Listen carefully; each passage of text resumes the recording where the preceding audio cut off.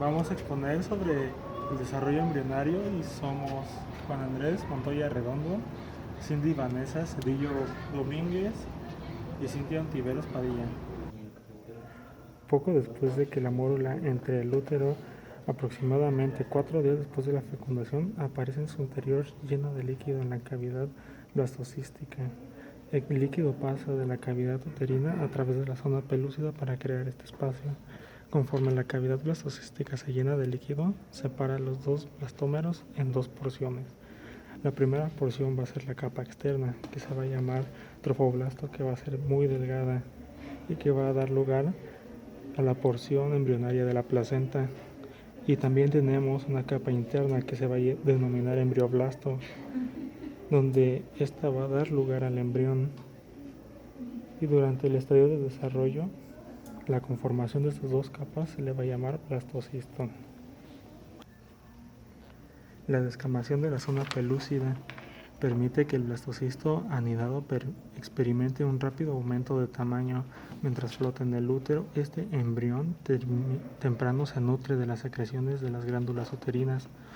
Unos 6 días después de la fecundación, el blastocisto se adhiere al epitelio endometrial, habitualmente cerca del polo embrionario.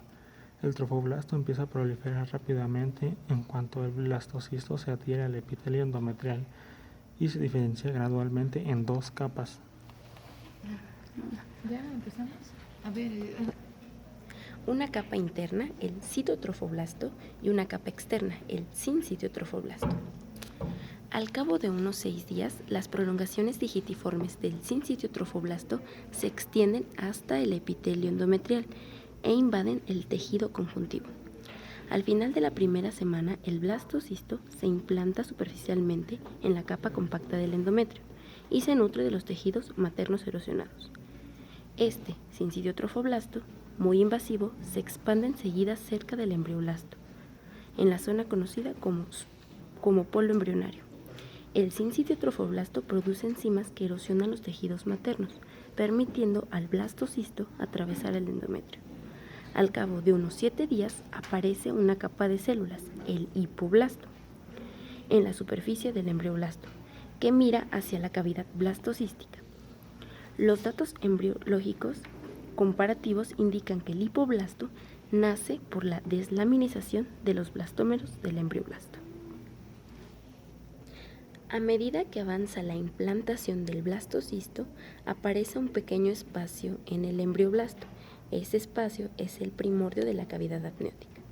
Pronto, las células amniógenas se separan del epiblasto y forman el amnios, que encierra la cavidad amniótica. Al mismo tiempo, ocurren cambios morfológicos del embrioblasto que dan lugar a que se forme una placa bilaminar plana casi circular de células, el disco embrionario, compuesto por dos estratos.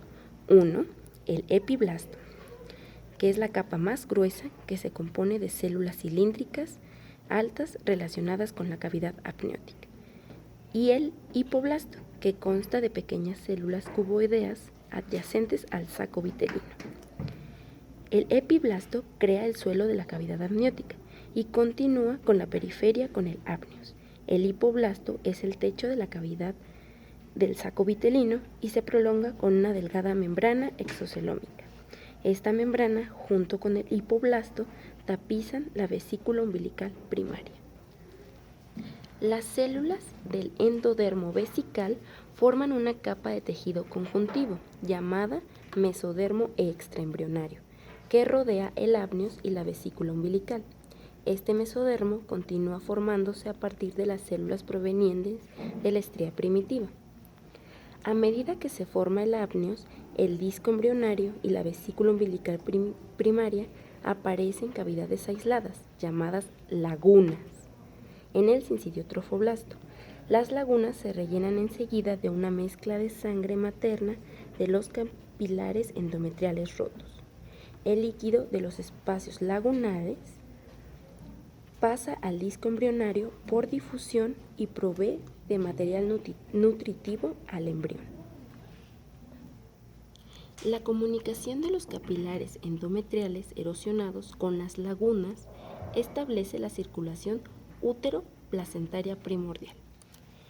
El final de la segunda semana se caracteriza por la aparición de las vellosidades coriónicas primarias.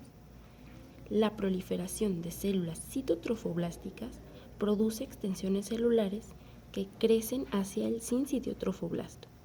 El crecimiento de estas prolongaciones induce, al parecer, al mesodermo somático extraembrionario.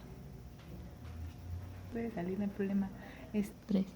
La gastrulación es un proceso formativo de las 3 capas germinales o germinativas, precursoras de todos los tejidos embrionarios. Se establece también la orientación axial del embrión. Durante la gastrulación, el disco embrionario bilaminar se transforma entonces en un disco embrionario trilaminar.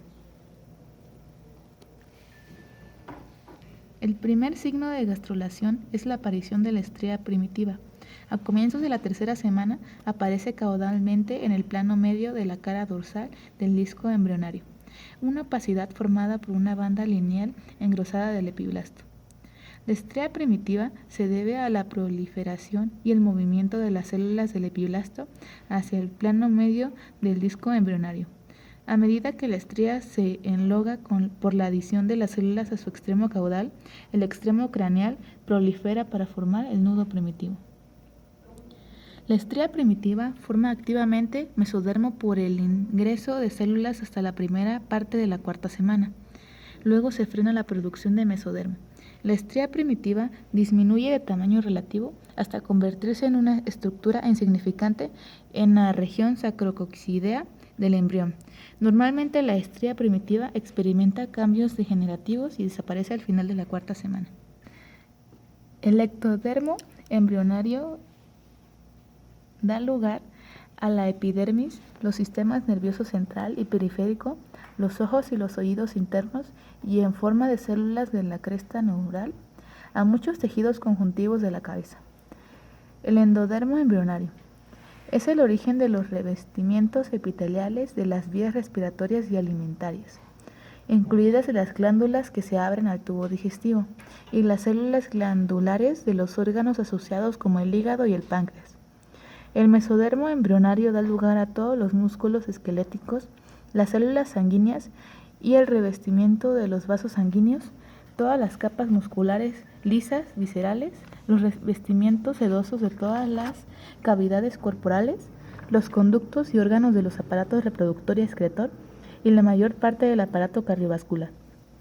En el tronco está el origen de todos los tejidos conjuntivos, incluido el cartílago, los huesos, los tendones, los ligamentos, la dermis y el estroma de los órganos internos. Algunas células mesenquimatosas se han entrado a través de la estría y en consecuencia adquirido el destino de células mesodérmicas. Emigran cranealmente desde el nudo y la fosita primitivos formando un cordón celular mediado llamado prolongación notocordal. Esta prolongación pronto adquiere una luz, el conducto notocordal. La prolongación notocordal crece cranealmente entre el ectodermo y el endodermo, hasta alcanzar la placa precordal, una pequeña zona circular de células endodérmicas cilíndricas donde entablan contacto el ectodermo y el endodermo. A medida que se desarrolla la notocorda, induce al ectodermo embrionario subyacente localizado en la línea media o cerca de ella a engrosarse y formar una placa elongada de células epiteliales engrosadas, la placa neuronal. El ectodermo de la placa neuronal da origen al sistema nervioso central. Hacia el día 18, la placa neural se invagina a lo largo de su eje central para formar un surco neural mediado longitudinal que posee pliegues neuronales a cada lado. Estos pliegues neurales adquieren especial prominencia en el extremo craneal del embrión y se presentan los primeros signos de desarrollo encefálico. 3. Según se fusionan los pliegues neurales para formar el tubo neural, algunas de las células neuroectodérmicas situadas a lo largo del borde interno de cada pliegue neural pierden su afinidad epitelial y su inserción con las células vecinas. En cuanto el tubo neural se separa del ectodermo superficial, las células de la cresta neural forman una masa irregular aplanada, la cresta neural, entre el tubo neural y el ectodermo superficial suprayacente. Como consecuencia del plegamiento cefalocaudal y lateral del embrión, una porción de la cavidad del saco vitelino revestida por endodermo queda incorporada al embrión para formar el intestino primitivo. Las otras dos porciones de la cavidad revestida por endodermo, el saco vitelino y la alantoides, permanecen en posición extraembrionaria. Tanto en el extremo cefálico como en la porción caudal del embrión, el intestino primitivo forma un tubo ciego. El intestino anterior y el intestino posterior, respectivamente, la parte media, el intestino medio, conserva por un tiempo su comunicación con el saco vitelino a través del conducto onfalomesentérico o pedículo vitelino.